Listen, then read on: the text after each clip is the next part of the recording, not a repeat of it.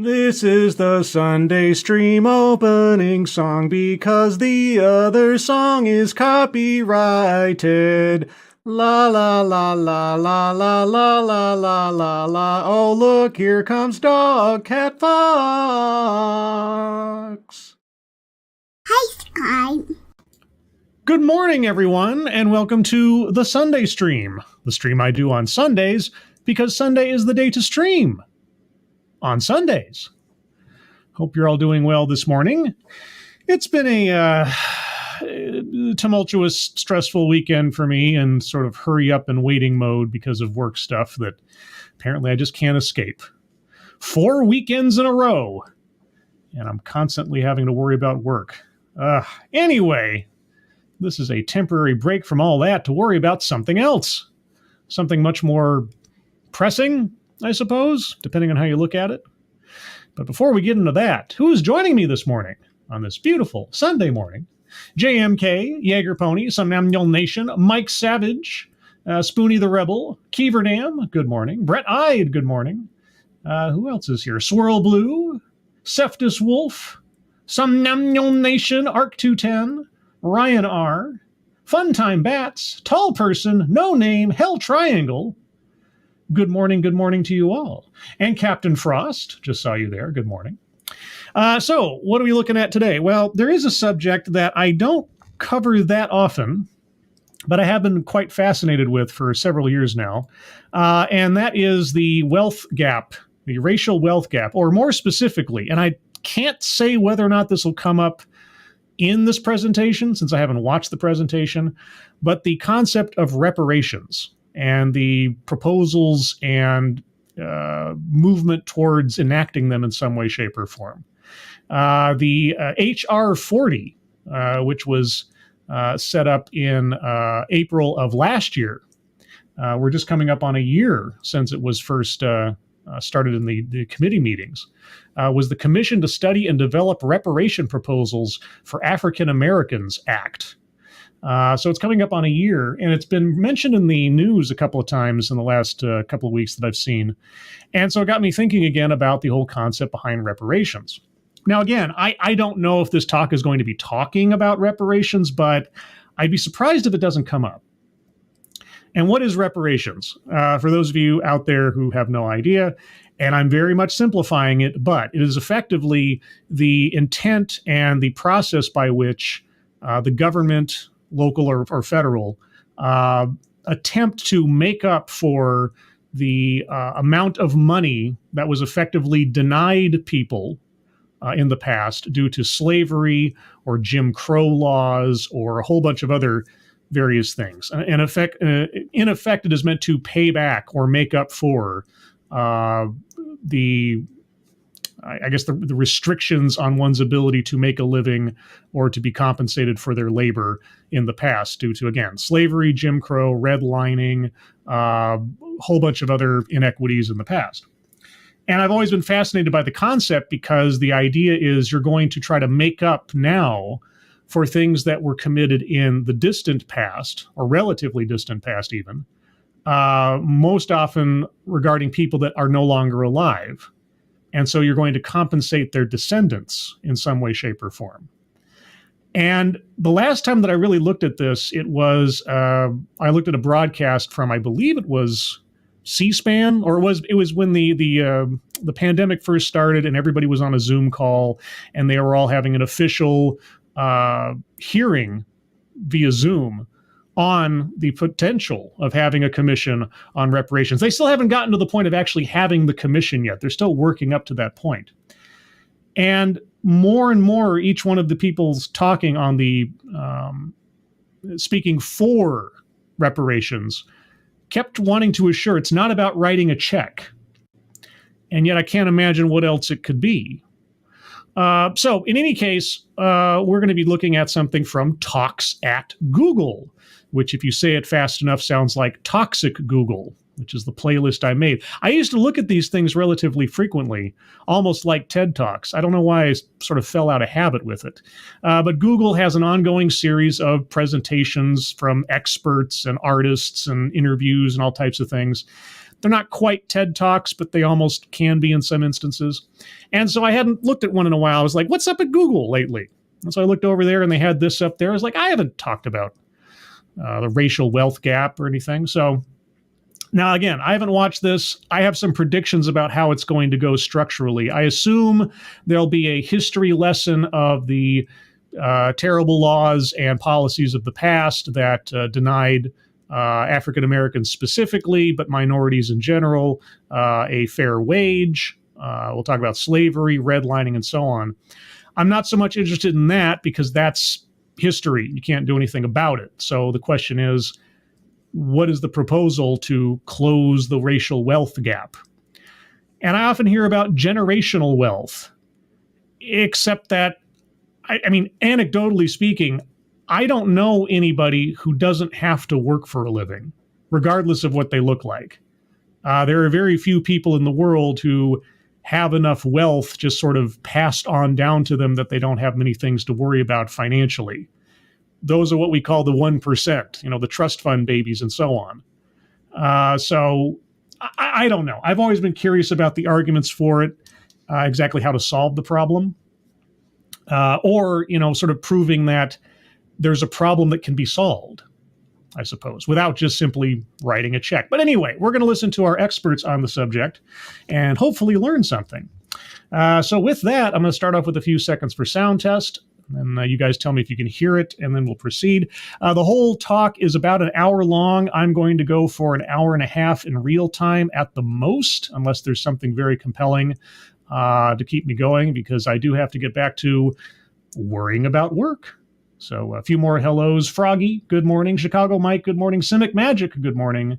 Anybody else I missed? Ostsand, good morning. Ebony Williams, good morning. Alice Morgan, good morning. Guten Morgen, Alice Morgan. All right, here we go.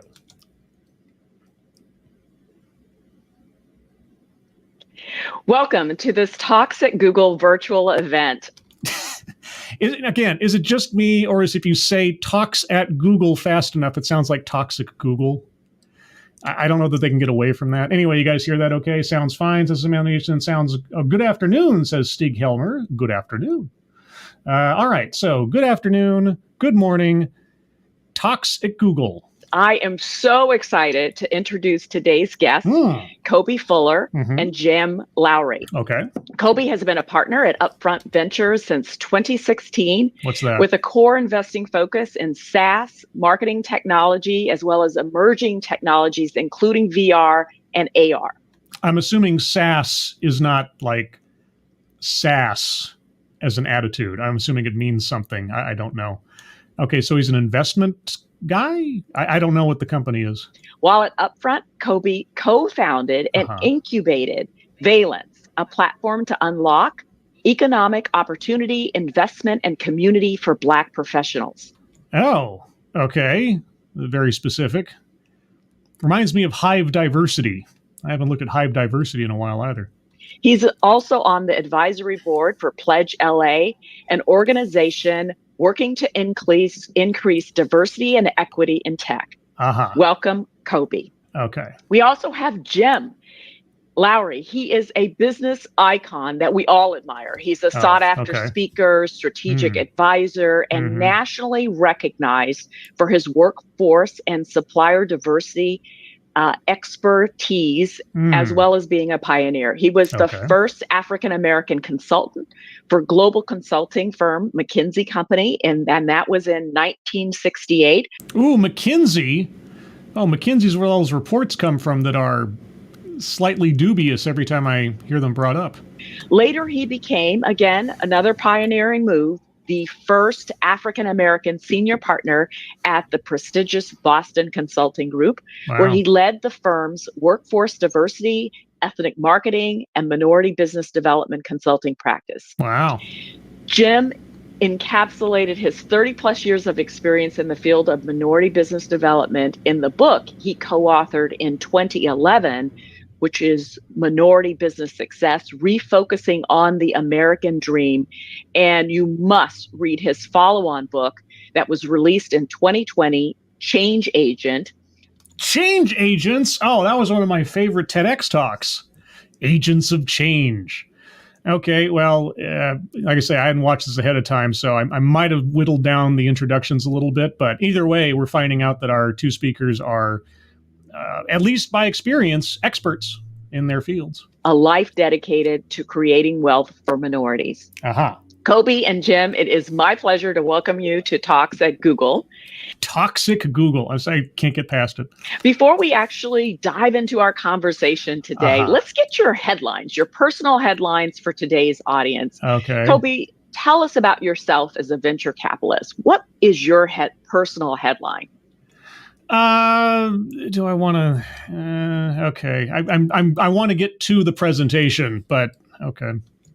Yeah. First off, it's great to be here. Mm-hmm. I always love sharing the stage with Jim. So he always takes the show, and Bonita. It's always great to catch up and be here with the Google family. So my personal headline as a venture capitalist, I've been doing this job for oddly close to 2 decades now, which is kind of crazy. And what drives me is being able to back mission-driven founders who are going after very large end markets, by which if they're able to get capital, but also true partnership with myself and my firm, we're able to help those dreams become realities. I love the corporate speak. It's like saying a bunch of words, but it really doesn't mean anything. Yeah. Which hopefully end up changing the world in some capacity. So that just drives me, being able to be a part of these journeys, and not only capital, but just my expertise operationally being an accelerator to that. So that's what excites me to get out of bed and do this job. Yeah, I like how of the 3 people, the only person who put their company up front, no pun intended, is Kobe. It's already sounding more like a sales pitch than a conversation, but all right. And we're going to talk more about your journey because it's just been fascinating. So Jim, tell us about yourself. What's your headline as a change agent? Change agent. Well, I'm going to do what Kobe said. First, I got to say it is a pleasure to be with you. I followed your career through the many years from Harvard because we have that connection. And, I can say proudly, I've worked with Chris Gentile at Google and Sephora, and they've done a tremendous job. So it is something I enjoy talking about. Minority business has been a part of my life for 50 years. And so my headline would be, I've tried to affect change in this area because I think it's so important. Yeah. I believe in the free enterprise system, but I've said often that minorities have not been real players in the free enterprise system. Why? And we got to do better. Okay. We have to do better. Okay. Well, I can't wait to hear what the "we've got to do better" means, or what the proposals are. We have to have bigger roles to play. We have to have greater impact. And that's why, when I'm thinking about what I'm doing now with Kobe, it's sort of, I'm not going to say it's the end of my career, but it is something that's so unique in trying to deal with founders, because better than anyone else, founders have changed our society and changed the world. Ooh, okay. I understand we're coming in on at least 3 people who are probably going to be talking shop to a certain extent on things that I have absolutely no knowledge of, or terms or allusions to things that I just don't know. But I mean, I'd like some kind of clarity. I also understand, like previously on a TEDx or 2 back, that I am dipping my toes again towards at least the implication of economics, which I am terrible at. But again, trying to learn about things I'm not otherwise very familiar with is part of the point of this entire endeavor.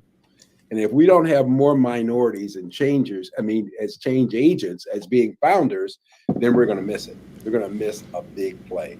So that's what gets me up in the morning. That gets me working 24/7, and I'm not going to stop. Okay. Fantastic. Let's just jump right in. Yes, please. So Kobe, as you mentioned, you have been part of the venture capital industry since 2003, really right out of Harvard College. So now we fast. Okay. And sorry to cut in again, but as with all of these Zoom calls, and I really miss the days of actual like physical panel discussions. Mileage is going to vary on sound quality from each person's equipment. So her crackling and everything else there, that's on the video. I can't do anything about that, unfortunately. I tried to boost the audio a little bit. Thank you, Chicago Mike. Are these people going to be a pineapple? I don't know. I mean, they obviously are sitting down, so we can't tell if they stand up straight. Do they have crowns? Well, as our previous speaker told us, you have to kind of imagine crowns, so I'll just assume they have crowns. Sure. Thank you, Hulk Triangle. Bingo! More blacks, he said it. What? Okay. I mean, you're talking about like collectivize his own demographic, that kind of thing? I don't know. No bingo card today, guys, but yeah, okay. Fast forward to 2019. What was the driving force in creating Valence? Yeah, honestly, I was just sitting in my... The driving force in creating a business, profit. I'm going to guess. My office one day, and I was reflecting on this dynamic that I constantly felt with regards to people saying that, oh, I want to fund a black founder, but they're saying, oh, there's none of them out there. Or Is that what people say? I just want to give my money to somebody because of their skin color? Okay. I mean, if you say so. I want to hire a black senior executive salesperson and just struggling and saying, oh, there's no pipeline. Is that really what they're saying? That's their first and primary criteria for where they want to either put their money or to fill their jobs? I mean, again, if you say so, it sounds bizarre to me. And many times they'd come to me and be like, hey, like, I'm trying to get a VP of sales. You're black. You probably know a bunch of, your friends that are black or VP of sales. Introduce me, thinking that all black people know one another. And yeah, it is kind of silly thinking that all black people are some kind of monolith hive mind. It is silly thinking that way, isn't it? Yeah. Oh, no, I agree with you. That's not kind of the way the world works. Yeah, and it isn't. And I was hearing also the tactics by which individuals are trying to source talent. It was honestly depressing. I mean, I heard recruiters saying they were going on LinkedIn, searching for black sounding names. Okay, I'm willing to accept what he's saying is true because I can sort of imagine people being that sort of stupid, which is honestly remarkable. But okay. As their way in which they were trying to find folks to get in the interview funnel. Right. Well, thankfully for you, Kobe, if you don't already know, Hive Diversity has found a way around that. I've done several videos on it. Of course, they're more focused on entry-level job acquisition, but all the same, there are methods.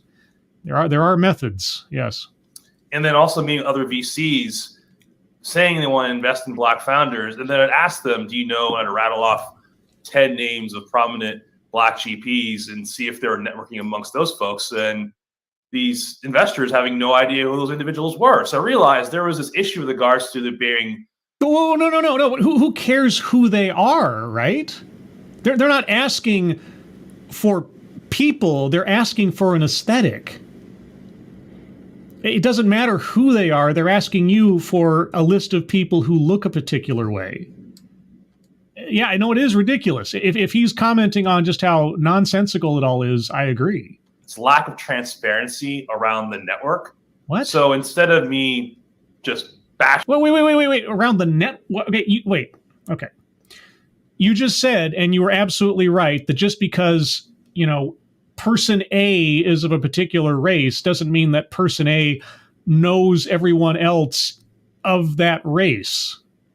So is there a network or isn't there? Bashing those folks and saying, try harder, do better, you're missing the boat. I realized that's not effective. I should try to help by solving the problem. And for me, it had to be one where if the problem is so widespread, technology is an incredibly powerful vehicle to solve the world's problems. So why wouldn't I think about this from the angle of technology being the lever to drive impact?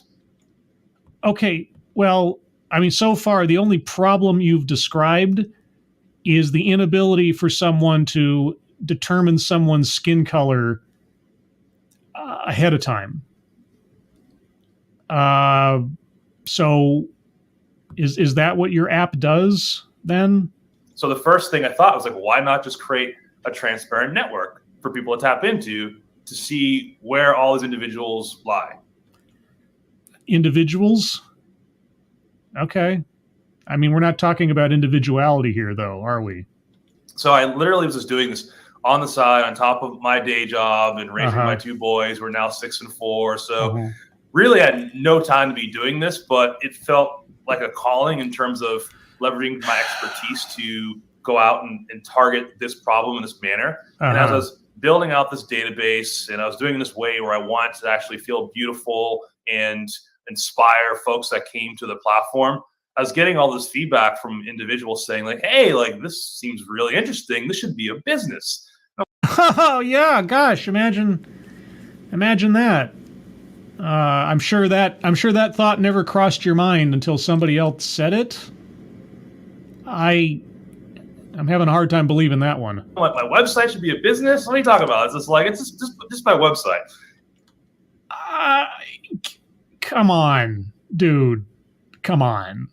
The thought never crossed your mind? Seriously?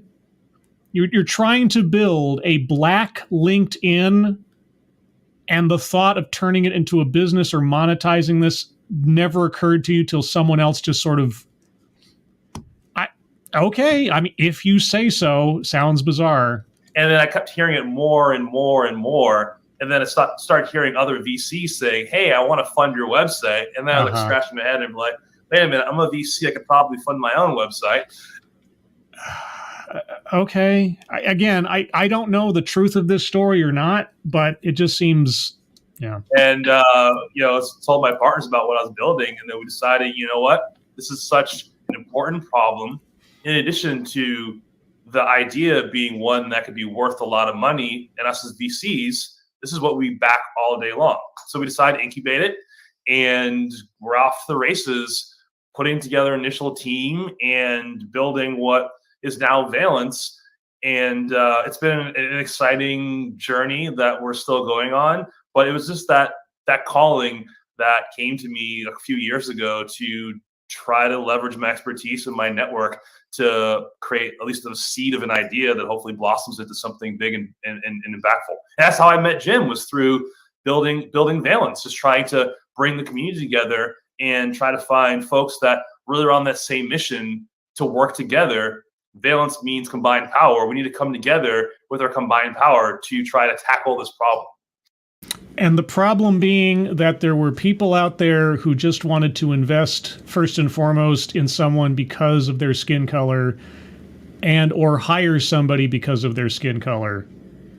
And not all black people know every other black person, yet there is a community, a network. I don't know. Hell Triangle, thank you so much. Black LinkedIn, like you said, Scribe, like I said, more blacks, that's all they want. Well, I mean, it just seems like, okay, so the problem is you had a whole bunch of people with a lot of money they wanted to throw around, but their first and only criteria was the skin color of the person that was going to be receiving the funds. That's it. They didn't say, I want to invest in tech, or I want to invest in agriculture, or I want to invest in, machinery or something. But the skin color of the person running the company, first and foremost, was the problem to solve. Okay, I mean, all right, that's the business, I guess. Yeah. And so what are you most proud of from Valence to date, and what impact have you seen since starting Valence? And then we'll turn over to Jim, because I want to hear more about why he chose to actually get involved with Valence as well.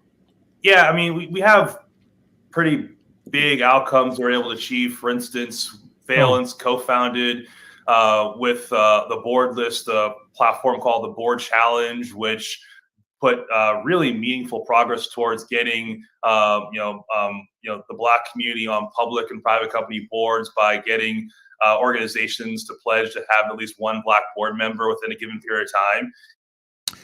That's an interesting piece of information, because I was just looking at yesterday there was a law in California that was passed in 2018, I believe, by Jerry Brown, governor there, that said that all public companies, I might be just off a little bit in the wording, but all public companies operating in California were required to have at least one female board member or face some level of hundreds of thousands of dollars of fines. And this was supposed to be put into effect relatively soon, except that a judge in California found the whole thing to be unconstitutional within the last week. So it's interesting that our speaker's talking about encouraging companies to, again, seek out board members on the specificity of, say, in this instance, race and not gender, which Title VII of the Civil Rights Act of 1964. I know that board members are kind of a nebulous, well, maybe they're not nebulous. I'm not a lawyer, but I have been told that the selection of a board member for a company is a different whole different monster, let's say, than hiring someone for a job in a company, and that the Civil Rights Act is fuzzy on that. I don't know. But either way, yeah. Thank you, Hell Triangle, again. Ethnocentric narcissism, that's all it is, period. Well, it's... Okay. Well, I'm curious to know what this has to do with solving the racial wealth gap, because so far it just sounds like we're encouraging and facilitating companies and investors to employ racial discrimination in their business decisions. That's all I'm hearing so far. Maybe I'm just biased. And that's been wildly successful to us launching the Bonds Initiative, which is a program that allows companies to sponsor their executives, from rising managers to people a little more senior, in an experience that gets them, one, access to one another in this affinity-based kind of peer networking group. Affinity-based. Oh, okay. Now there's a word I hadn't expected. So you're creating one giant affinity group. I guess that's just obvious, but okay. But in addition to that, unmatched content like mindset coaching from the likes of Russell Wilson and Harry Wilson, and what they've done to be so incredibly performant on the athletic field, bringing those principles into the professional arena, giving tools that frankly many folks out there don't have, giving it first to this community. So I'm super excited about us launching that and going through our next cohort right now. Professional athletes acting as inspirational speakers or business consultants. Not a new concept. In fact, I did a video a long time ago where the speaker was a professional athlete. I forget his name off the top of my head. Oh, okay. But what has your app done, right, in order to connect investors with founders, or, as you said, otherwise connect employers with employees? Because those were the two things that you had people coming up to you asking you for your, networking of other people who were your same race earlier. So where's your success story in that? So honestly, probably the most exciting thing is all these micro stories that I kind of hear anecdotally along the way. We have 20,000 people on the platform. Yeah. They're able to connect and find one another in an angle where they can see each other out for, wait a minute, I have this real estate deal in Boston. I happen to live in New York. Let me give that referral to someone that looks like me to help them out, versus blindly just going out and giving it to someone that I don't know.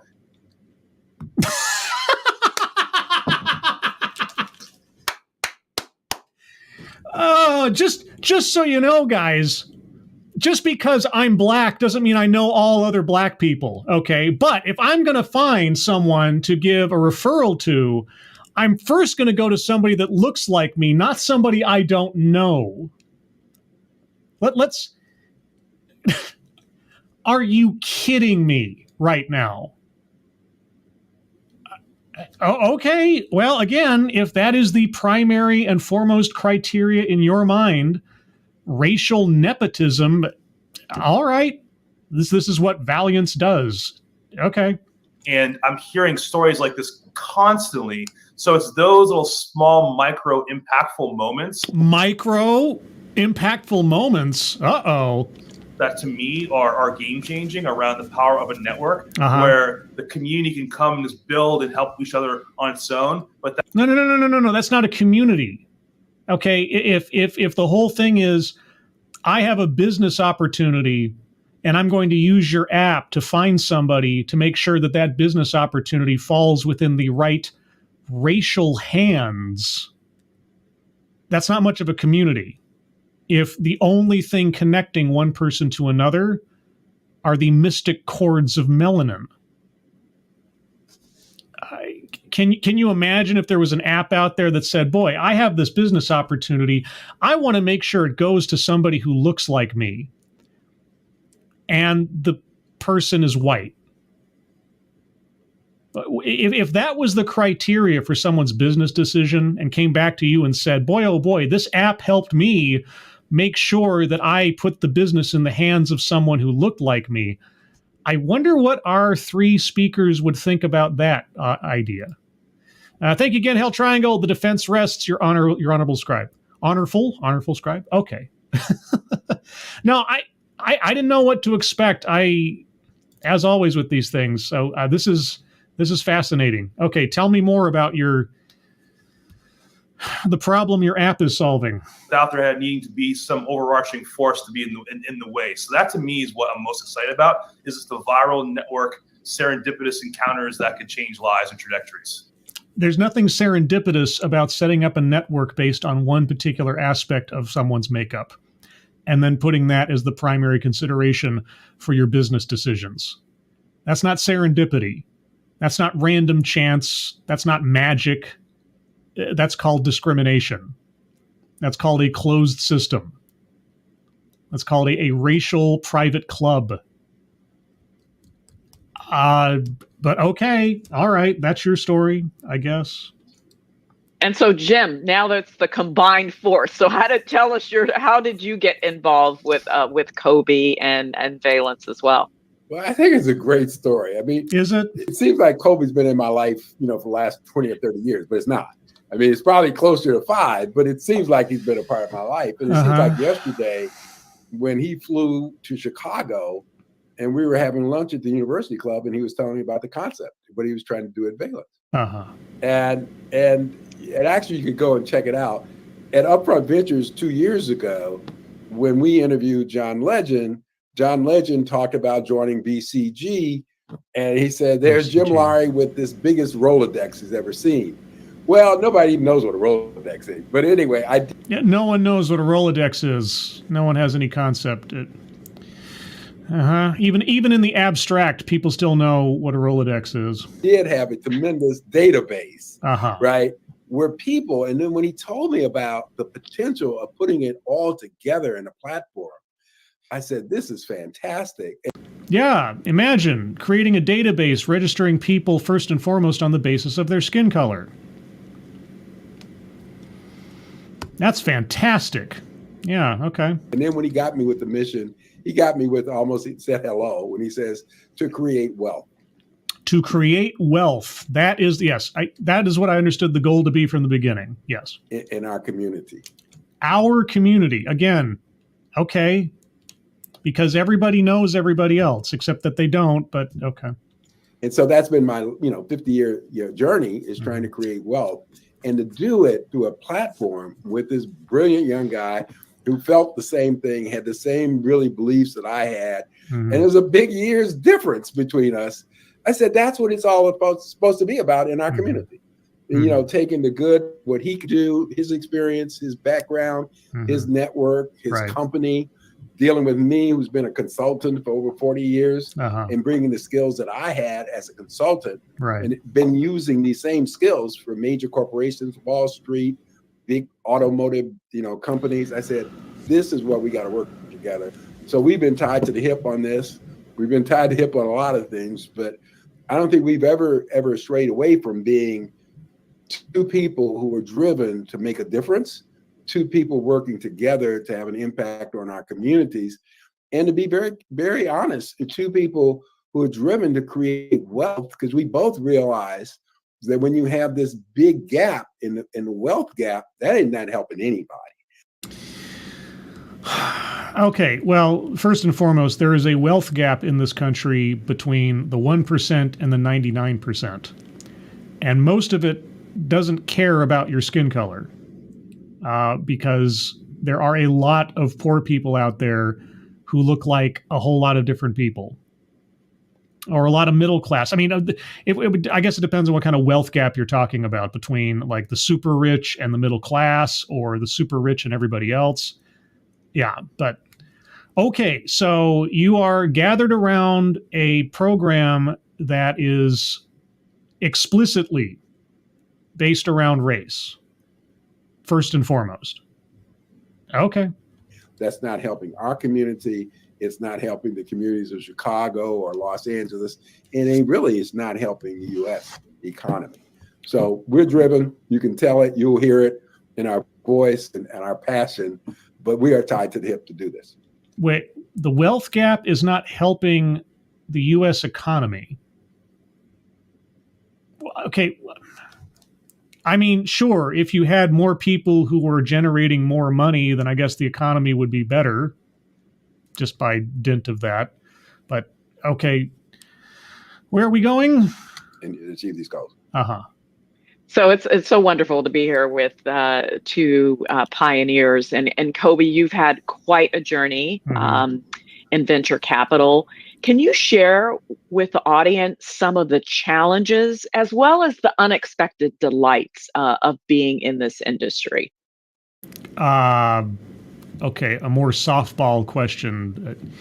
Okay, well, first and foremost, I thought this was going to be a discussion about, I thought it was going to be a much more sort of academic discussion and not a business discussion, just based on the title. So I'll say that I am so far surprised, not necessarily unpleasantly, because I don't know where we're going, but not what I expected. Yeah, I mean, VC is a very, very, very hard industry, and I was crazy enough to, or fortunate enough to have the opportunity to get into it a year out of school. And it's hard to be able to go out and find and be a part of these mega outcomes, companies that are worth multi-billions of dollars, where your job as a VC is to get on the cap table as early as possible, get enough ownership, and be able to drive unmatched returns to your investors. I've been, at least sideline-wise, witness to a VC operation at one point, and it's pretty ruthless. It's pretty ruthless. Understandably so when you're talking about business. You know, someone invests money into your company, not out of the goodness of their heart, but because they want a return. Which is why it's interesting to me listening so far to this, because when talking about investment, if your first priority in investment is the skin color of the person you're giving the money to, if that's an accurate statement, if that's an accurate description based on what he said, then it doesn't sound to me like your interest or your concern is a return on investment so much as being able to say that you gave money to someone who looked a particular way. So that's also something that's going through my mind as I'm listening to this and talking about investment, venture capital, employment, and so on. It's very bizarre. And do that day in, day out, and be able to go through all of the peaks and valleys, emotional highs and lows, because these company journeys, they're never just straight up and to the right. Yeah. There's so many points of near-death experiences where you as the investor are truly, if you're doing your job, in the trenches with the founding team, helping them navigate all these dynamics. Well, is that what the VC is doing? Because that's not what you described as the first concern of the people you were talking about. Okay, they were trying to guide people. I thought they just wanted to throw their money. Okay, you know, that it's probably one of the most rewarding, fun, and stressful experiences to be in, because if you're managing a portfolio of companies Yeah. At any given point in time, there's always some business that's going through something. Yeah. So as I go through life, I always feel like there's like some burning fire in the back of my head, being some company that's going through some sort of trouble. And then there's some company that's killing it, that doesn't need my help. And for me, it's being able to manage that sort of emotional dynamics on a continual basis. And so what I try to do is just to create a mindset of being neutral, of neutrality, because if I too much over-index and anchor around the wins that could be going on a given point in time, that's only going to set me up to a point where, if suddenly this thing starts falling, I'm going to be so emotionally drained. Or if I be so much in tune with regards to something that's going through failure, that may put me in the wrong mindset with regards to, hey, there's the next Google that's coming across my desk. I have to be very aware to have the actual the thought to pursue that deal and invest in that company. So basically, you're going through the same mentality, stresses, highs and lows of any investor or any gambler in the grand scheme of things. Okay. All right. Well, yeah. I mean, it's your job. All right. So for me, like, venture is this crazy, I look at it almost as a sport where you have to take that mentality to it. And yes, it is a horse race. Yes, you're betting on something succeeding versus not succeeding, right? You're investing your money in something with the hope, and presumably if you've done your due diligence, the informed hope that you will gain a return on your investment.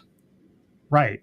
Okay, but that's not what you're talking about. That's not what your program or your app is meant to do, as you already described. It's not about interrogating the business plans of any particular individual. It's not about vetting a company or an investment ahead of time for an investor. So, okay. Have that performance mindset, and most importantly, enjoy it as well. Because if you don't, you shouldn't be doing it at all, like any career. So I don't.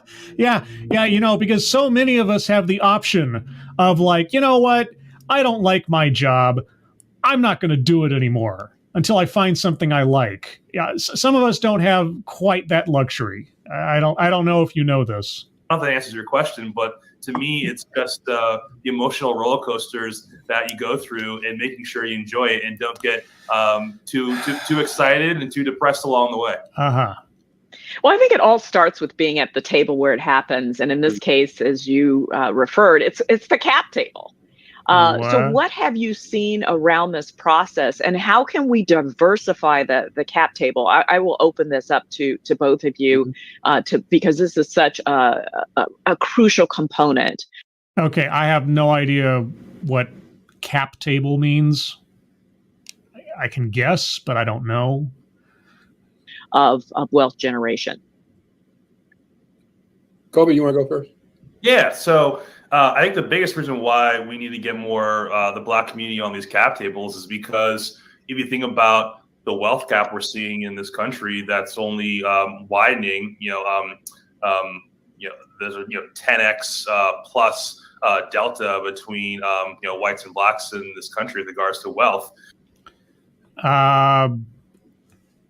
Okay, again, this is where I'm getting into dangerous territory for myself. I'm not an economist. What effect does population demographics have on that number? Just as flat math. Look at the level of wealth that's now being created with the innovation economy. If we are not a part of that wealth creation by being on those cap tables and also being early in on these companies where we have ownership of these companies through whether being founders or employees, then the gap is only getting even wider. So to me, what's really exciting about the innovation economy is that there's never before been, in my opinion, a point in time where so much wealth is being created in a manner that could almost be an equalizer if we get our community in this whole ecosystem. But if we don't, it's only going to get even more wider. It's going to even explode. So, okay, well, let's pretend for a moment, and I obviously have to pretend, that I am just a Joe average, not, venture capitalist, whatever person. but I happen to be black. What do I do to get in on this wealth generation opportunity?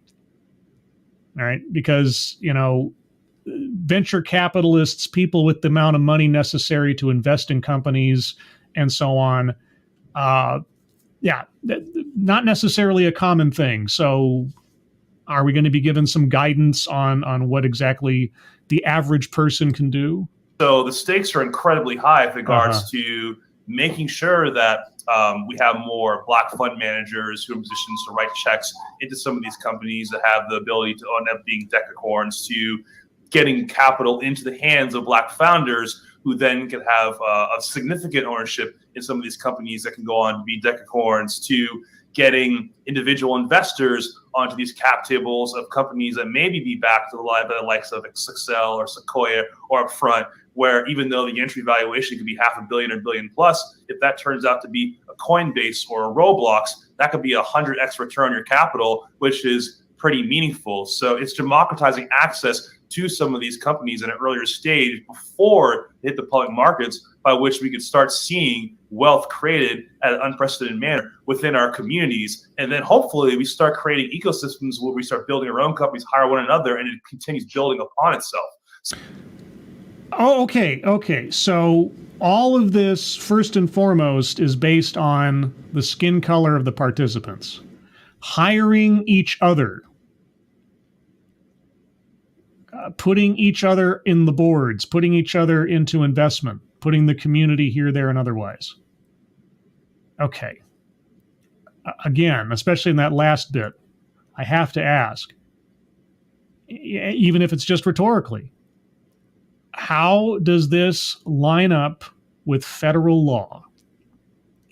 If this is what you're encouraging and advocating for, that there must be a racial test prior to any of these things being either offered or allowed in your proposal, is that fair? Is that democratizing the situation? Is that equitable? So that's why I think having ownership is so imperative at this moment in time when wealth is being created at an unprecedented rate. Okay, well then how, again, imagine I'm just an average person, heaven forfend. How do I gain ownership? What steps do I need to take as Joe Normal? This period of time. Yeah, and for me, I'll give a example of exactly what Kobe's saying. An example? Oh, all right. Well, wonders never cease. Okay, what's an example? Many years ago, when I started McKinsey, 1968, and then a year later, I was asked to go on the board of Grinnell College, where I attended at undergraduate school.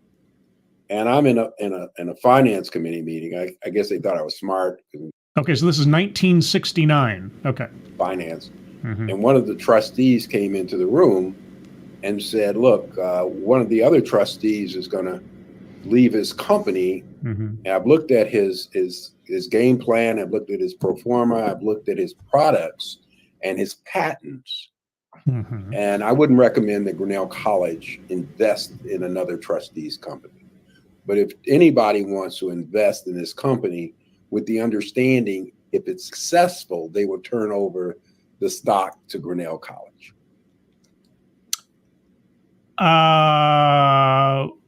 Wait a second. So a guy comes to you and says, I'm guessing, you didn't say, but I'm guessing something to the effect of it would be a conflict of interest for the college to invest in its own trustee. But if you as the individual want to invest in the trustee and the investment is successful, then turn the profits over or the stock over to the college? How does that? What? Okay, that sounds. Wait, either you're recommending that people invest in this person or not. What? Huh? Well, the person who brought that topic up was Warren Buffett. Okay. He put that on the table to us. That's an example of what? The company or the owner, the founder was Bob Noyce. And Bob Noyce then went on to create Intel. Okay, so you took financial advice from Warren Buffett, financial advice that he offered to everybody at the board on that college. Okay. Grinnell College has endowment over $2 billion. Uh-huh. Now, what we talk about a lot, Kobe and I, is the mindset within our community. So that's why I spend so much time with you younger people. Wait, what? How does that story apply to this situation? You got a great investment tip. And? Because you have a different mindset than my group. But I was growing up, I was in the room, did not put $1 into Intel.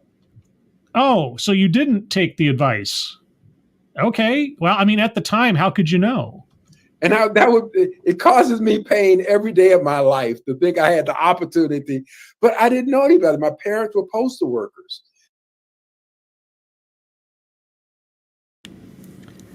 Your parents... What does that have to do with anything? You were on the board of this college. You had I forget, you had an executive level job at McKinsey at this point. You were brought on for your expertise. You were a full-grown adult at this stage of the game. I'm guessing, right? What is the occupations of your parents have to do with taking a bet on a company, an investment? What? So we have to have a different mindset in our community about risk. And what Kobe was talking about, 100X, these changes, now look at Intel. No. Mindset of you chose not to invest. Nobody was standing in your way. You were given, I'm assuming, the same information everybody else was because other people went off to invest and you had that opportunity and you're saying, oh, it hurts my heart every time I think about it. Okay, well, you made a bad call. You know, it's not a moral critique on you or anything. It's just like, well, you know, you didn't take a bet and the bet would have paid off. Okay, that sucks. I've had those things happen in my life too. Everybody has. It's not a mindset in your quote unquote community. You made an error, a retrospective error. What? Right now, putting a multi-billion dollar enterprise in Columbus, Ohio, to try and really lessen the dependence on Taiwanese chip makers. Uh-huh. You know, so 50 years later, we got to understand that, and the rippling effect of that $1 billion investment in Columbus could go to all the communities. What? Have I missed something here? That example had absolutely nothing to do with the subject at hand.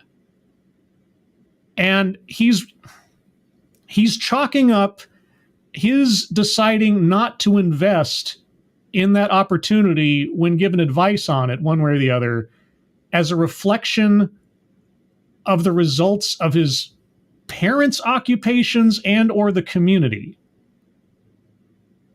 The community being, and again, just black people.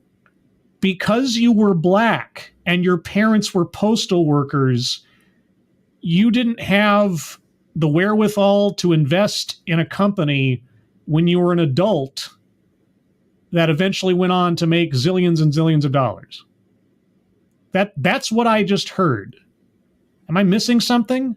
So I think for me, is this one being a part of the ongoing discussion between generations of people of color to understand how the game is played, what is the potential gain from it, after we have to communicate with one another when opportunities come, and sometimes we got to move very, very quickly. Okay, just as a level set here, you will not see me arguing against an intensive effort to teach financial competency to students across the board in elementary and high school and so on. You know, even just the basic. Remember home economics? Remember home ec?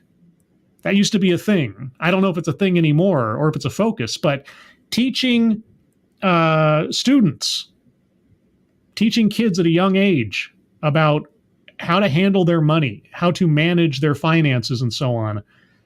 There are a lot of places that are focusing on that now, thankfully, but there should be a concerted effort to do so across the board as just like a prerequisite for getting out of high school, is that you pass some kind of financial competency training or something.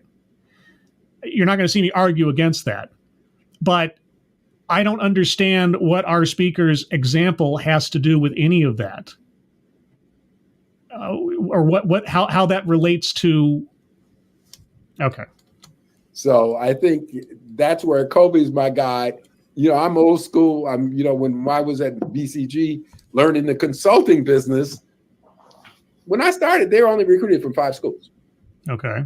They did not stop. Only 5 schools they recruited. Okay. Everybody did the same thing. I had to wear a Brooks Brothers suit and look at things, and I had to have a hat on and all that kind of stuff. Things have changed. The West Coast has changed that. It used to be on the East Coast. Things have changed over the course of 50 years? Yeah. It's in 128. Now it's on the West Coast. It's a different world now. Uh-huh. It's a different world. Yes. It is a different world from when you first went into business at whatever it was, 20 or whatever. Yes, you're correct. So? And we got to be absolutely. We've got to be a part of it. You talked about the innovation economy, and now we're starting to see more Black and brown founders, pursue their dreams. And in fact, the Harlem Capital and Crunchbase just released their 2021 report on U.S. Black and Latino founders that were raising $1 million plus. 870. This is the pool that they reviewed. The pool that they reviewed, so not the total amount or the total number? Okay. Raised $29 billion. The median was about $5.5 million. But I thought it was interesting. The women led 33% of these companies, but they only received 20% of the capital raised. This is sounding a lot like the gender-focused budgeting, I think it was, we did in the TEDx or 2 back. And then we know there are different rounds, but the seed rounds represented 30% of total companies, but only 3% of the capital raised. And it all starts in seed. So let's maybe unpack some of these stats. Okay, so now we're going on to a 2-tiered consideration. First, it was just simply the skin color of the founder, but now we're going down to the gender of the founder, and there's an inequity there. Let me back up a second. Sorry, I used the wrong word there. There is a disparity. This is something that I have tried to get through all the time. A disparity does not inherently indicate an inequity. Okay, so are we intimating that even within this financial founders space and VC investment and capital raise and all that there's sexism as well inherently? Trends for the audience. And can you share more just regarding the business imperative for actually supporting the diverse founders who are venturing off? You're not talking about your first and only consideration is Black people. That is not a diverse standard. That has nothing. That is a conforming standard. That is a discriminatory standard. You are in fact promoting something that fights against diversity. What are you talking about? To start their own companies. What is working, what doesn't work, and quite frankly, what's annoying or disappointing for these founders? And maybe Kobe will start off with you. Sure. Yeah, and when I first saw those stats, to me, I was surprised by the number, even though 30 billion is roughly like close to 5% of the total venture dollars that was deployed in 2021. That number to me still felt relatively high. And I think part of that is because they're concentrated amongst a few companies that raised significant amounts of capital, businesses, I think like Brex and others. But, that being, set aside, there's still a huge disparity with regards to the amount of capital that's going to Black founders relative to their non-Black counterparts. Is there any, are you going to say explicitly that is the result of racism? I mean, you guys are making it about race first and foremost. That is your deciding point in who to invest with, who should be given the spotlight, who should be hired, which is the most bizarre one, all things considered. But so does that disparity mean an inequity? Is there anything else that could be contributing to that? And partially, I think that's due to the fact that we need to have more Black check writers at these funds. Okay. How do you achieve that? What would you suggest be done to make that happen? And that is just a direct issue if you don't have as many people around the table that understand and can relate to the founder that's pitching a business. Because obviously, if I share the same skin color as someone, I automatically relate to them and I automatically understand them. And through this thinking, wherein I, having some aesthetic similarity to someone else, I will then write a check to that person on that basis alone.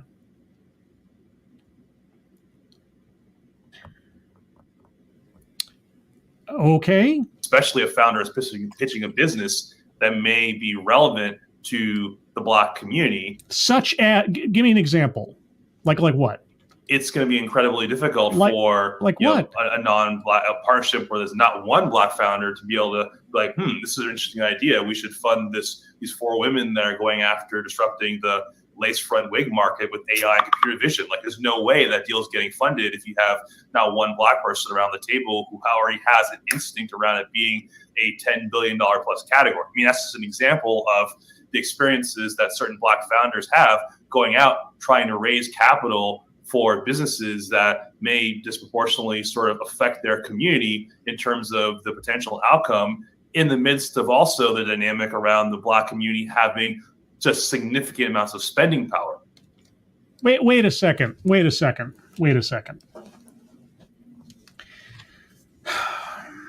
And stop me if I'm wrong here. Again, I am wading into, territory I'm not used to when it comes to economics and business and things.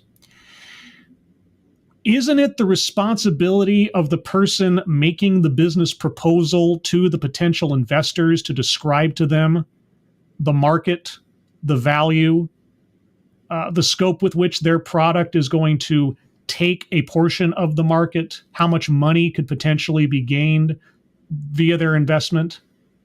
Is it the responsibility of the person sitting with the checkbook to do all of that research ahead of time, ahead of the pitch?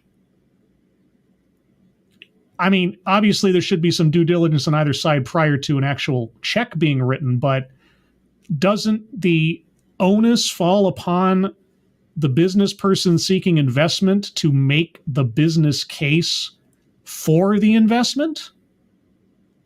And what does that have to do with the skin color of the person writing the check? Really? Okay, well, all right. Then what is the optimal situation? Right?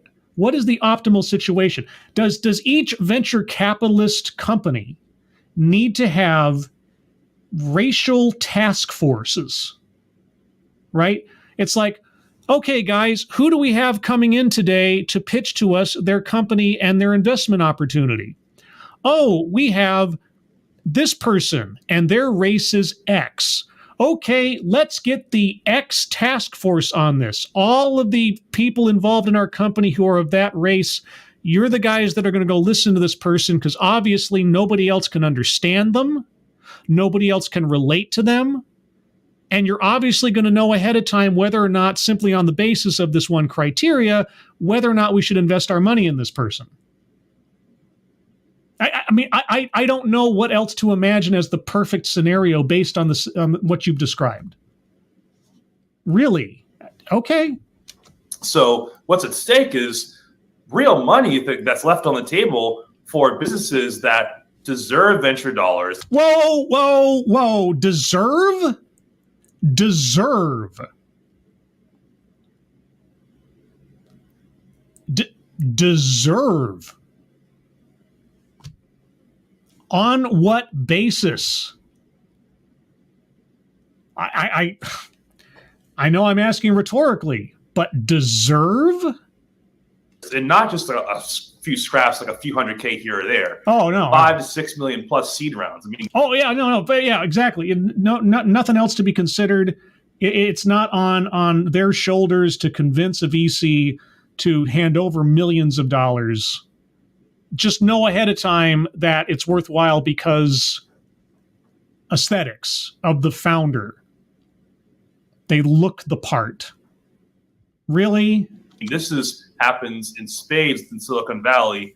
Founders going out that are totally out of central casting, that are able to go raise $6 million plus on a napkin. Like, we need to make sure that Black founders have that same opportunity. To raise $6 million on the back of a napkin? I mean, is that the standard you want investment decisions to be made on? Is that how you do business? What? Where they're able to skip, in my opinion, first base. Oh, in your opinion? Well, I mean, do they or don't they? Oh, okay. They. Who is they? I mean, I can imagine who they is, but okay, they get to skip first base. So everybody who falls within your they category has no problems drumming up venture capitalist money? Okay, what is first base? What's first base in the VC world? Go out with material amounts of capital, achieve real progress, momentum, where that Series A is right around the corner 3 to 6 months later. Instead, you're seeing more founders are piecing together $1 million, $2 million seed rounds at best, and are being hamstrung with regards to their ability to show enough progress to cross that chasm to that Series A round. So the people being given the money, it's not their fault if they don't meet the deadlines or expectations. What? And it's just a point now in time where we just need to get larger checks in the hands of talented Black founders who are going after both traditional enterprise software use cases and consumer tech, as well as problems within their own communities, because the stakes are incredibly high, but also it's a very, very, very good business to do from a venture perspective. Did he say setting up to fail? I'm sorry, I'm going to go back a few seconds here. I need to make sure that Black founders have that same opportunity where they're able to skip, in my opinion, first base, go out with material amounts of capital, achieve real progress, momentum, where that Series A is right around the corner 3 to 6 months later. Instead, you're seeing more founders are piecing together $1 million, $2 million seed rounds at best, and are being hamstrung with regards to their ability to show enough progress to cross that chasm to that Series A round. They're being hamstrung. So someone gives you $1 million, $2 million, which is just a pittance, I guess. I mean, I'm not in the investment industry, so okay. I'm sure in the venture capital world, that's nothing. And so the people giving someone millions of dollars want to hamstring this investment. Their intention is to prevent someone from being able to turn a profit.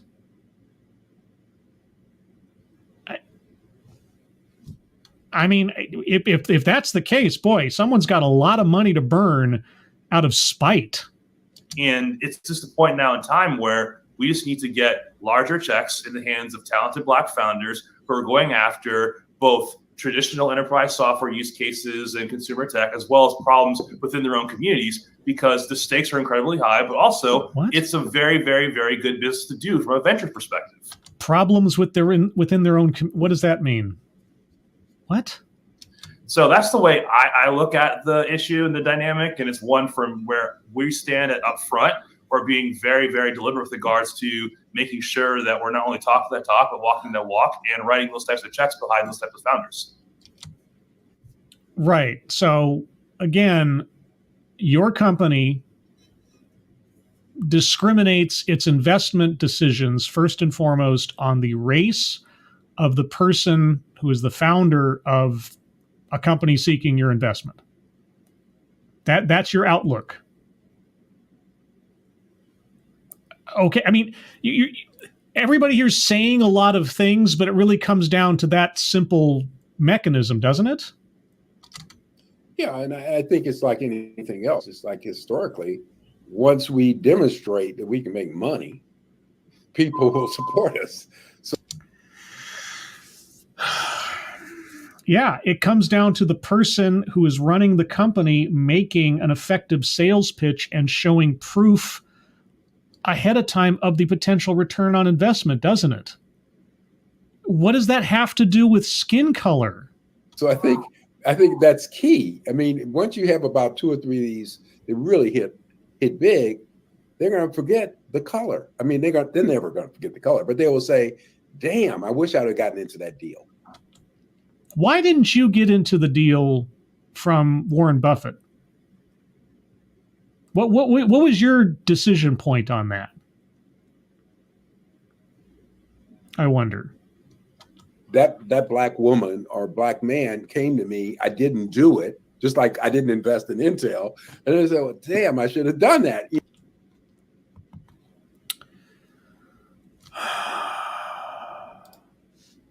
Okay, I'm just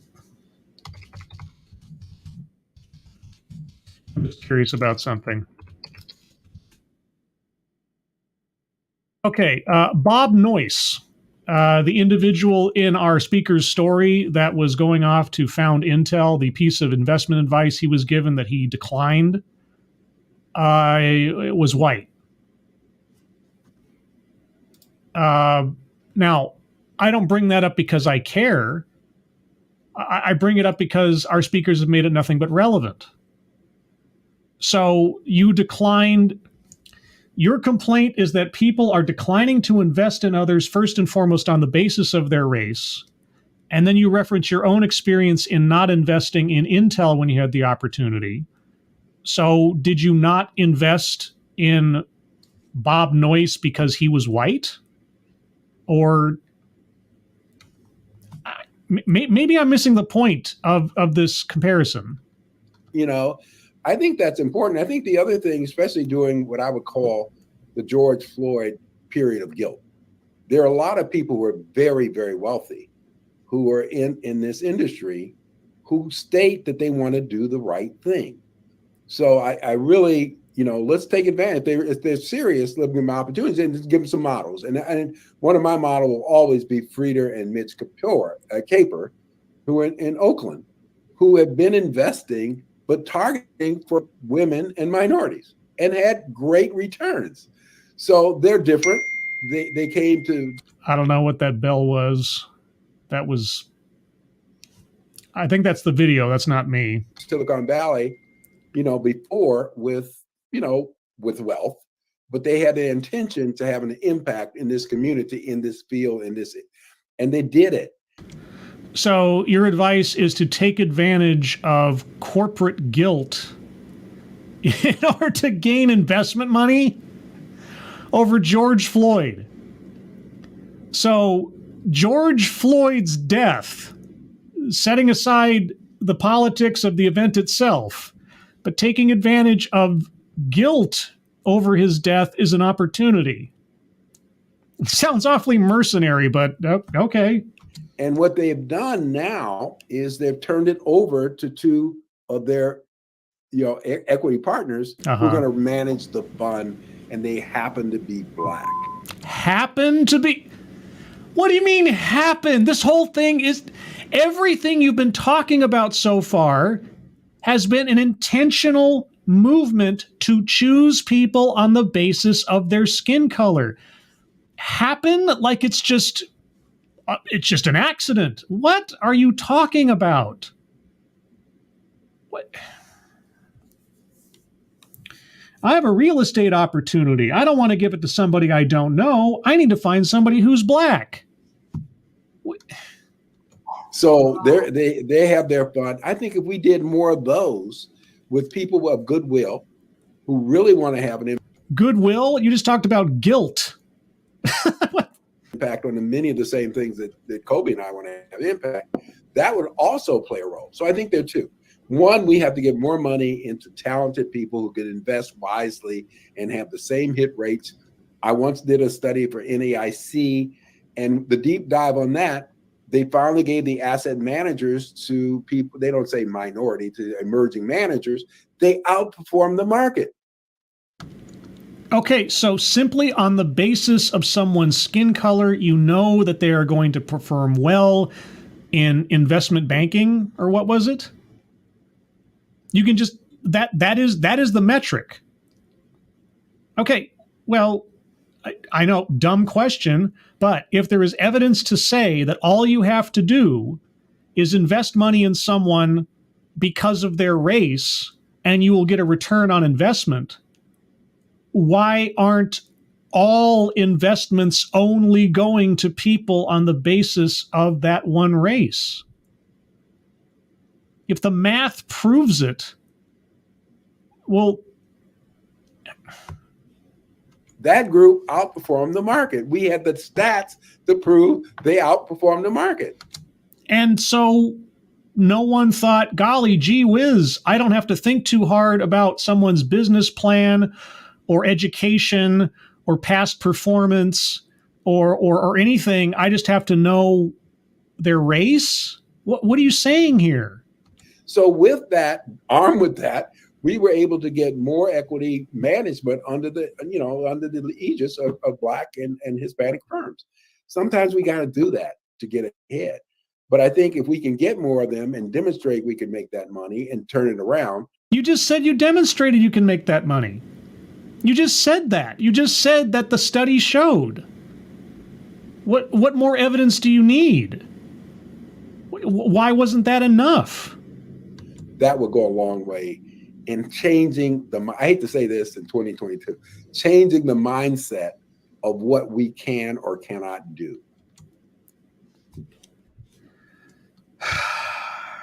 You want to change the mindset.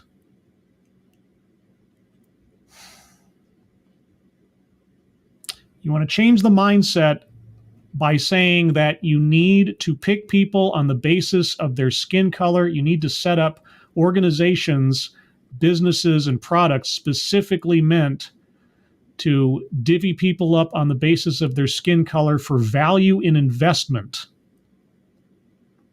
And you want to change the mindset. Okay. But it's been a long journey for me. It's much better than when I started, but it's still a mindset issue in terms of people of color. Yeah, no, I agree. It is a mindset issue in terms of people of color. In this presentation so far, I absolutely agree. So let's get tactical. Okay. So I don't know if anyone did the math. I'm an English major. I was told there would be no math. Kobe, when you talked about the 5%, but CBI Insights reported that was $621 billion for global venture financing, and that was in 2021, and that was a record because it was more than double the $294 billion that was recorded in 2020. Whoa. Okay. Yeah, that is a ridiculous increase in a year's time. Why was that? So clearly, This is an asset class that's beyond equities and beyond real estate when we think about what we've invested traditionally within the Black community. So, Jim, you have a 10-point plan. So if we talk about tactics, walk us through the 10-point plan for actually increasing wealth for the Black community. Okay. This is what I've been waiting for half an hour now, as far as the presentation's been concerned. What are the actual steps that are being recommended here? Yeah, and I think the only thing I want to add before I go to the 10 points is, why do we need a plan?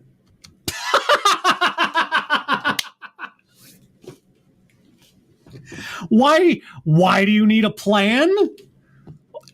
I don't know. Tell me why you shouldn't need a plan. And I'm not going to go through the reasons. Oh, wait a second. Did I mute something? Or no, did I? Hold on. Maybe, I muted my own headphones. That's the problem. Okay, let me back up a second. There's this little, my headphones have this little remote control thing like embedded in the cord that all it takes is one impact on a button to mute me. And I can never know it when it happens because there's no indicator. Anyway, okay, why don't you need a plan? To the 10 points is, why do we need a plan? Uh-huh. And I'm not going to go through the reasons why, but I think there are about 3 or 4. I think to create wealth in our urban. Wait, you're not going to go through the reasons why you need a plan? What? To the 10 points is, why do we need a plan? And I'm not going to go through the reasons why, but I think there are about 3 or 4. I think to create wealth in our urban and rural communities. What? To ensure stability, job creation, and hope. Uh-huh. To involve large numbers of minority to participate in the U.S. free enterprise system in a meaningful way. Okay, so now you're reading from a script, okay? And I think the third thing I did state is to try and do what we're saying here, to demonstrate we can invest and co-invest with other people who are not of our own race. What? And make money, and so everybody wins. What? I don't know what to say. But I still said, okay, a lot has to depend on what we're going to do for ourselves and how we're going to work together. Are we going to work collegiately together to affect change? So I came up with these 10 points. Collegiately? Are you talking about the business community at large, the industry? Are you talking about just people who look like you? I don't know at this stage of the game. I can guess, but I don't know. One, and I really, Benita, I thought I was going to get more flack when I wrote these things, but it's surprising. I mean, people say, Larry, you're right, but I thought it was going to be more flack. One, Black leaders must accept those who control capital control the country. Those who control capital control the country. I mean, that's a dystopian, terrible thing to have to think about, but he's not wrong, because heaven knows our politicians are up for sale half the time. Now, for us, went to the right, it kind of jumps out at us and say, yeah, doesn't anybody know that? But I think we lose sight of the fact. For us? Who's us? What are you talking about? Because of history, because of mindset, we don't accept that.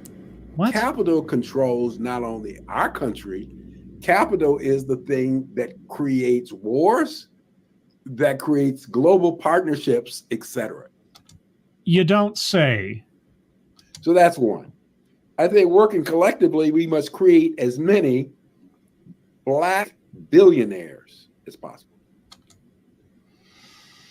Just collectively work to create Black billionaires. Okay, well, how would you recommend a collective action to create billionaires of a specific race? And I'm really saying very clearly, when I started out, being a millionaire was something huge. Being a millionaire is something huge to me. I bet it's something huge to everybody listening to this. What? Hey, now.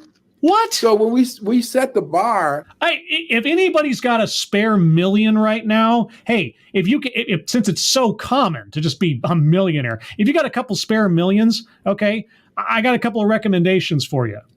All right, Ranting Monkey, Satsu 2 cents. Just send it along.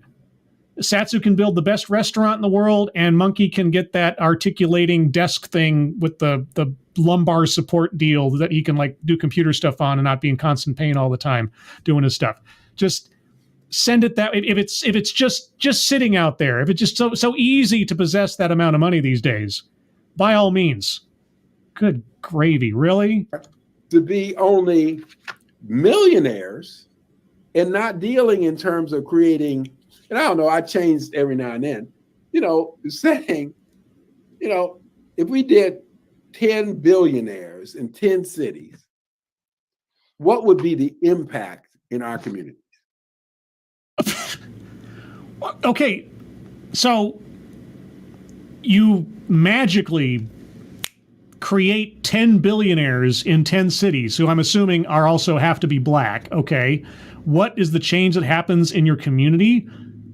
I don't know. Does this billionaire just then give away their money or open businesses or create opportunities just for people on the basis of their race?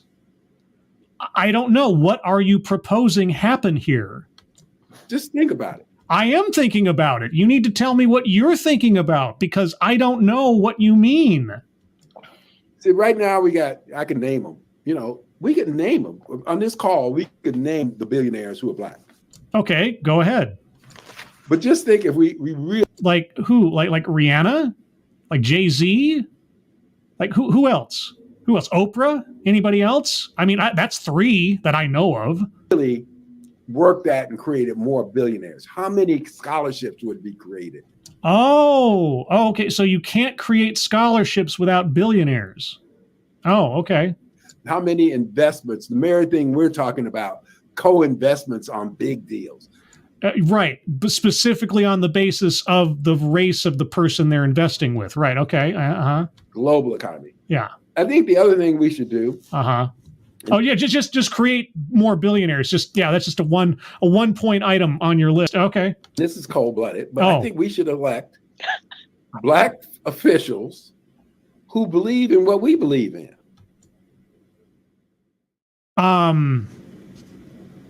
Say that again. Thing we're talking about, co-investments on big deals, global economy. I think the other thing we should do, and this is cold-blooded, but I think we should elect black officials who believe in what we believe in.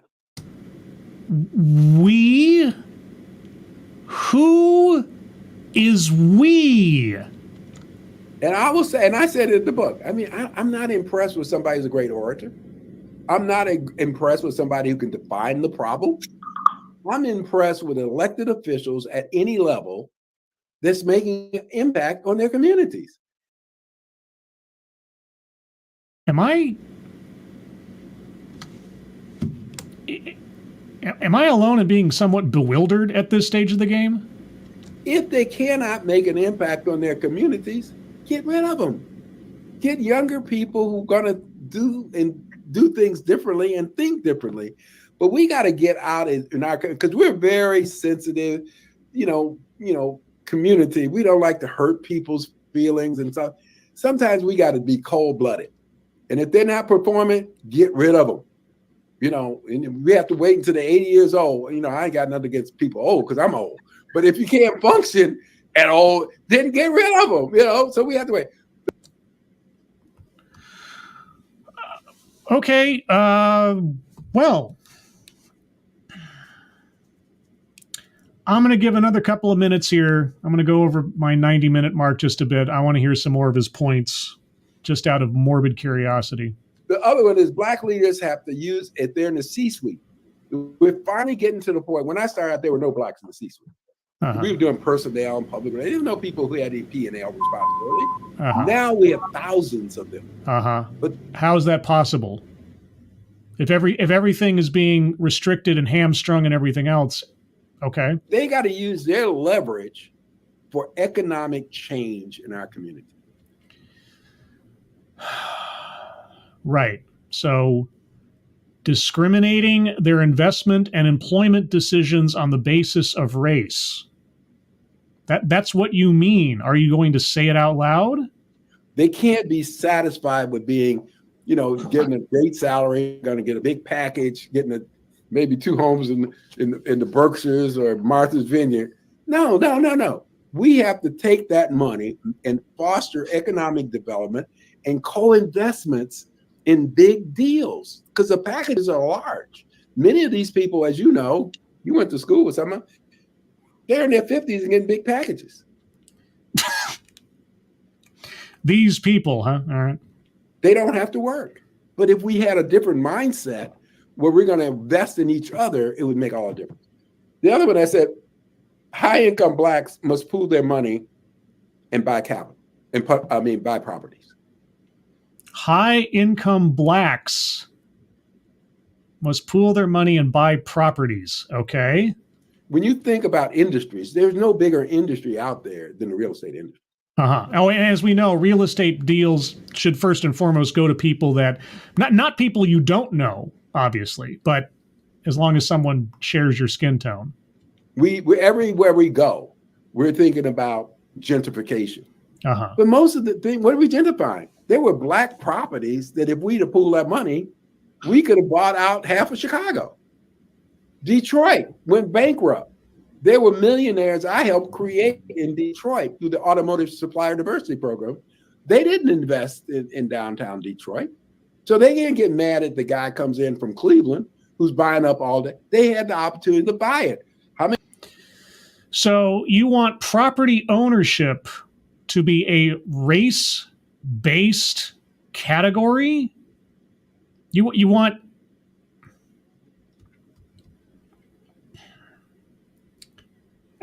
who is allowed to live on these properties? Might I ask? I mean, simply owning the land is one thing, but then what happens after that? Who makes the money? What happens to those properties? What is that going to do? What's the next step? How many times we do that? The other thing, I think we'd increase our number on corporate boards. And the only thing I'm saying there, I've been advocating that for years. Kobe talked about it earlier. Oh, I can believe it. I can believe that you've been advocating to simply put people who look a particular way into positions of authority, first and foremost. No consideration for anything else. When you got people on the board and they're saying where the money should go, even how people are evaluated in terms of the CEO's compensation, it makes a difference. So we got to get more people. But the only thing I would say there is we just don't want numbers. Wait. No. What? What is that? What the fuck is that? We don't just want numbers. What have you been saying this entire time?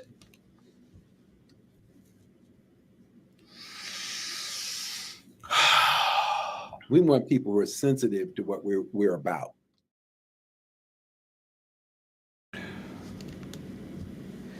What we are about.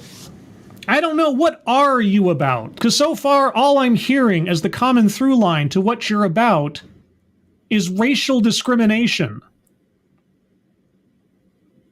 So you want people on boards of directors for first and foremost look like you, but secondarily are online with what you are about in deciding where to put money and resources that will most benefit people who look like them. Are you listening to yourself?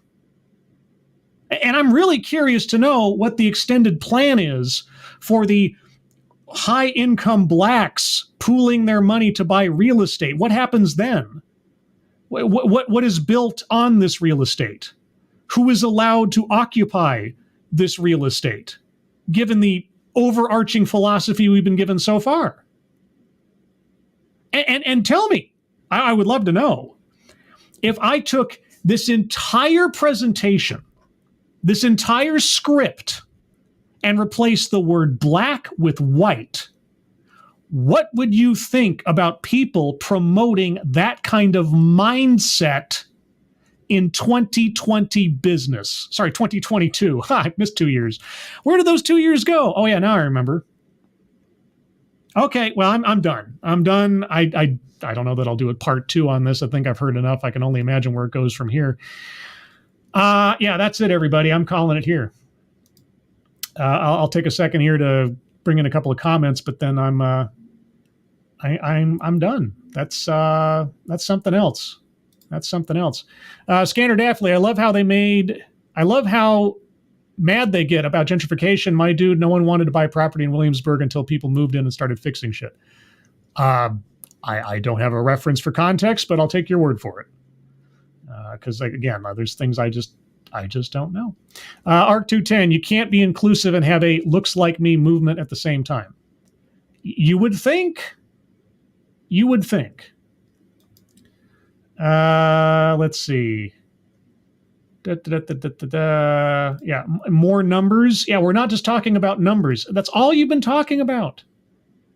That's been it. We need more more black billionaires. What is not just numbers about that? More C-suite, more. Okay, well, like I said, for those of you that listened to the opening of this, I am completely surprised. I thought this was going to be a completely different conversation. I really did. I thought, I don't know what I thought. I know what I thought. I thought it was going to be talking about the movement towards reparations. I thought it was going to be other sort of legislative, or, I mean, he talked a little bit about electing people on particular prerequisites. But other than that, I thought it was going to be something a bit more, I don't know, political, societal. I didn't know it was going to be wholly business-based, and especially not this way. So I apologize. I was wrong. I was wrong about what I expected to hear. So that's just me. But then I'm glad. I like surprises. You know, I like to be confronted with something I wasn't expecting, and then maybe I'll learn something. So anyway, everyone, there you go.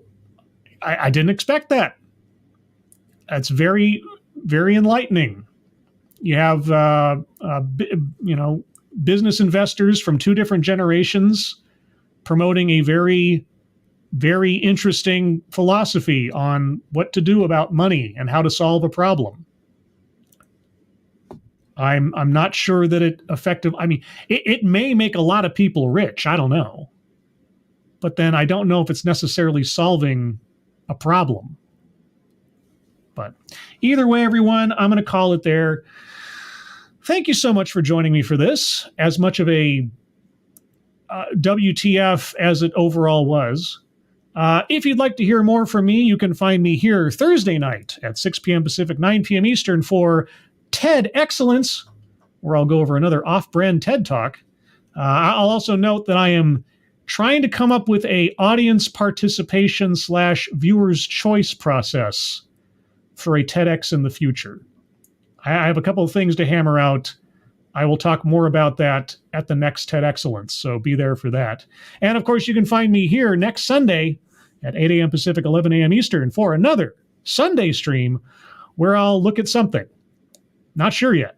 I probably won't decide until Saturday night. It's as much of a surprise to me as it is to you. Either way, thank you guys for joining me. I hope you all have a good rest of your Sunday. I hope you have a good rest of your weekend and the week ahead. Moderators, thank you for keeping an eye on things. Even though everyone here is so well behaved, you have very little to do. Everybody who donated either to myself or, and apologies for spacing on it. I really should do this at the top of the show. I usually do. Please take a look at the top of the chat box. There are links there to GoFundMes to our friends Shady Grin, Angry Illinoisian, and his kitten. They and their families and loved ones could use your help if you have a couple of bucks to spare to do so. Thank you so much ahead of time. Everyone, I hope you're all safe and well. If you are not well, please get well soon, and I will see you on the next one. Take care. Bye-bye.